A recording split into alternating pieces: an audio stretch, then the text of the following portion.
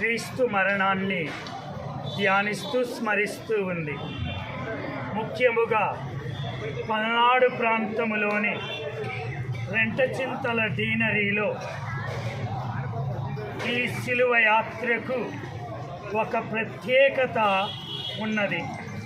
అందువలననే పల్నాడు ప్రాంత గ్రామాల నుండి కూడా ఎంతోమంది ప్రజలు తండోపతండాలుగా వచ్చి క్రీస్తు మృత శరీరాన్ని ముద్దు పెట్టుకొని వారి తలంపులను వేడుకోవటంలో ఒక ప్రత్యేకత ఎన్నో సంవత్సరాల నుండి మా పూర్వీకుల నుండి కూడా ఇది వంశ పారంపర్యముగా ఈ ఘనత మా పల్నాడు ప్రాంతములోని రెంటచింతల విచారణ రెంటచింతల డీనరీకే ఒక భక్తి అతిశయము విశ్వాసము ఉన్నది.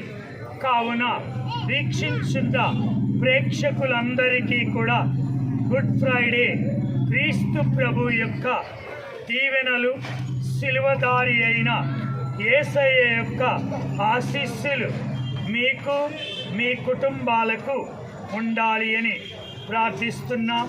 దేవుని యొక్క అపారమైన ఆశీర్వాదములు మీతో ఉండునుగాక. ఆమేన్.